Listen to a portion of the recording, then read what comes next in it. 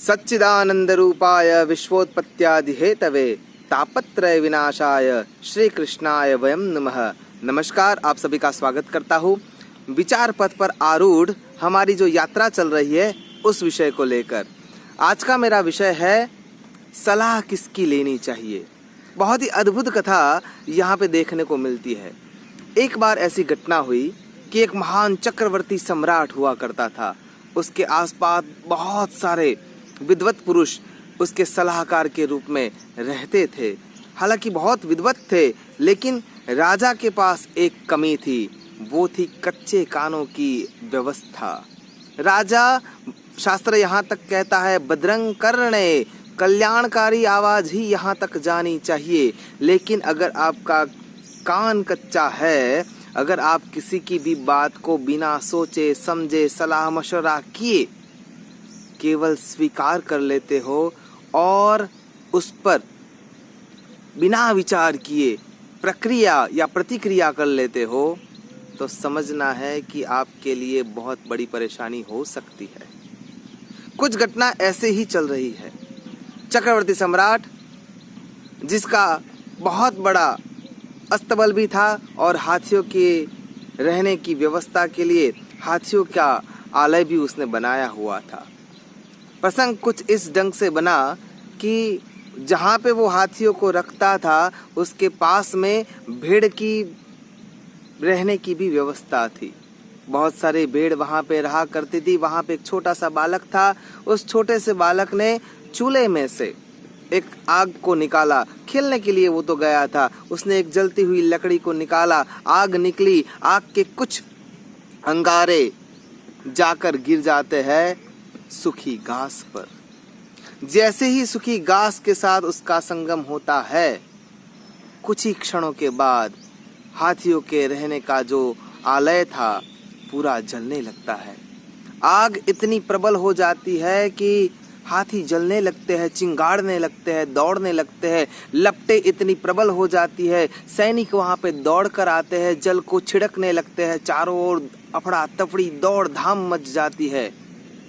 सभी लोग परेशान हो जाते हैं। कुछ समय के बाद, मेहनत मुशक्कत के बाद आग को काबू में कर लिया जाता है, लेकिन तब तक बहुत देर हो चुकी थी। बहुधा हाथी जल चुके थे, बहुत बुरी तरह से घायल हो चुके थे। उनके शरीर पर से जो चमड़ी थी वो उधड़ चुकी थी। हाथियों को चिंगाड़ते हुए, कराहते हुए देखकर सभी महावत भी परेशानी में आ गए। हालांकि जो हाथी वहाँ पे रखे गए थे उनमें ऐसे भी हाथी थे जो राजा को युद्ध में बार बार जिता चुके थे। इसीलिए राजा भी वहाँ पे दौड़ता हुआ चला आया और हाथियों की स्थिति को देखकर बहुत ही चिंतित होने लगा। उसने तुरंत ही अपने प्रधान सेना नायक को बताया कि जल्द से जल्द वैद्यराज जी को बुला दिया जाए। वैद्यराज जी को बुलाने के लिए सभी दौड़ पड़े। वहाँ से सेना नायक स्वयं अश्व को लेकर अश्वारूढ़ होकर, पहले तो दूर रहते थे ना, इसलिए वहाँ से दूसरे गांव कोई प्रखर वैद्यराज थे, उनको बुलाने के लिए चले गए। वहाँ पे जाने के बाद वैद्यराज को पूरी स्थिति को बताया गया कि उनको अवगत किया गया कि इस ढंग से परेशानी हुई है। यानी हाथियों की सेवा शुश्रूषा करनी है तो उतना मटेरियल चाहिए, उतनी दवाइयाँ चाहिए, उतना लेपन के लिए जो भी द्रव्य लगता है वो चाहिए। इसलिए उनको पूर्ण रूप से अवगत कराया गया। वैद्यराज ने कहा कि यह स्थिति गंभीर है, इसलिए बहुत सारा सामान लेकर जाना पड़ेगा, तो आप आगे चलते बनिए, मैं पीछे पीछे अपना सामान लेकर एक बैलगाड़ी में आ रहा हूँ। वैद्यराज की आज्ञा लेकर उनको सारा वृतांत बताकर वो वहाँ से निकल जाते हैं। वैद्यराज बहुधा सामान लेकर निकल पड़ते हैं, लेकिन गर्मी का समय था, रास्ते में उनको थकान लग गया, तो वो एक पेड़ की छांव में आराम करने के लिए बैठ गए। वो सो रहे थे और पता नहीं कहीं से वो एकाध कौवा जिस पेड़ की छांव में वैद्यराज सो रहे हैं उसके ऊपर आकर बैठ गया और वहाँ पे उसने अपनी विष्ठा डाल दी। वो विष्ठा वैद्यराज के मुख पर आ गिरी। वैद्यराज सहसा जाग गए, उनको बहुत क्रोध आया। उन्होंने पत्थर लिया, कौवे को मारने का प्रयत्न किया, लेकिन कौवा तो उड़ गया था। लेकिन वो बात उनके मन में फंस गई, धस गई, कहीं जहन में उतर गई कि मैं इस कौवे को छोड़ूंगा नहीं, या अगर मुझे मौका मिल गया तो इस कौवे की बिरादरी को भी मैं छोड़ूंगा नहीं, पूरी जाति को मैं नष्ट भ्रष्ट कर दूंगा। ऐसा सोचते हुए हमारा दिमाग भी कभी कभार ऐसे निर्णय ले लेता है कि जिसके कारण उसके परिणाम बहुत गंभीर हो सकते हैं। जैसे कि कोई व्यक्ति हमें एक बार गाली दे देता है या अपशब्द बोल देता है, या जो हमें रास नहीं है ऐसा शब्द उसके मुंह से निकल जाता है, तो वह तो एक बार ही बोलता है, लेकिन हमारा दिमाग उसको बार बार बार बार दोहराता रहता है। तो सच में गुनहगार कौन है? वह दिमाग।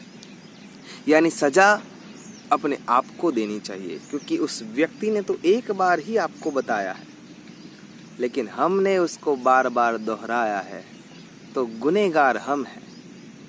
तो वैद्यराज वहां से राजा के महल में पहुंचते हैं। राजा उनको हाथियों की रहने की जगह पर लेके जाते हैं। देखते हैं कि स्थिति बहुत गंभीर है। वैद्यराज एक तरह से प्रतिशोध की आग में जल रहे हैं।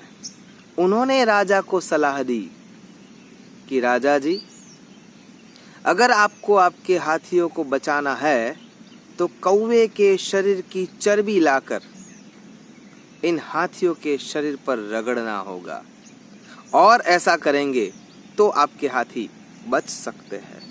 अब क्या था, राजा को तो अपने हाथी बहुत प्रिय थे। उन्होंने तो ऑर्डर दे दिया। हुक्म मिलते ही सभी सैनिक कौवों को पकड़कर मार के उनके शरीर की चमड़ी उधेड़ने लगे और उनके शरीर से चर्बी निकालकर हाथियों के शरीर पर रगड़ने लगे। हाथी चिंगाड़ने लगे, फिर भी कोई समझ नहीं पा रहा था। कुछ ही दिनों में तो कौवे की मृत्यु होने लगी और बहुत सारे कौवे के शवों के ढेर लगने लगे। सभी जगह कौवे के शरीर कटे हुए फटे हुए दिख रहे थे। कौवे के राजा को यह सूचना मिली। विशालकाय कौवे के राजा वहां पे उड़ते हुए आते हैं और राजा के गवाक्ष पर आकर बैठते हैं, चिल्लाते रहते हैं कि मुझे राजा से मिलना है। बड़ा सा कौवा देखकर सैनिक उसको भी मारने के लिए दौड़ते हैं, लेकिन राजा अब सोचने लगता है कि कहीं कुछ गलती तो नहीं हो रही। वो उनको मिलने के लिए बुलाता है। अब कौवे का राजा आकर उस चक्रवर्ती सम्राट से बात करता है और बात में वो सच्चाई बताता है कि आपने इतने सारे कौवों की निर्मम हत्या कर दी है, उसका दोषी आप ही है। राजा ने बताया कि मुझे उनके शरीर की चर्बी चाहिए मेरे हाथियों को ठीक करने के लिए। कौवे ने बताया कि कौवों के शरीर में चर्बी का स्थान होता ही नहीं है। राजा वहां पे क्षोभिन हो गया। उसके चेहरे पर क्षोभ का आवरण आ गया, उसके चेहरे पर ग्लानि आ गई, वह दुख से विह्वल हो गया। लेकिन अब करे तो क्या करे, अब पछताए होत क्या जब चिड़िया चुग गई खेत। वह परेशान है, लेकिन तब तक तो लाखों कौवों को मार दिया गया है। कथा यहाँ पे पूर्ण हो जाती है। सिखाती बहुत कुछ है। हमें किसी की भी बात को बिना सोचे समझे, बिना विचार किए सही नहीं मान लेना चाहिए, और अगर हमने सही मान लिया तो भी उस पर अमल करना और उस अमल के परिणाम को सोचे बिना उसकी व्यवस्था में जुड़ जाना, वह बहुत ही परेशानी वाली बात हो सकती है। इसीलिए शास्त्र यहाँ तक कहता है, बिना विचारे जो करे सो पाछो पछताए, काम बिगाड़े आपना जग में होत हसाए। नमस्कार। अस्तु सदा शिवोहम।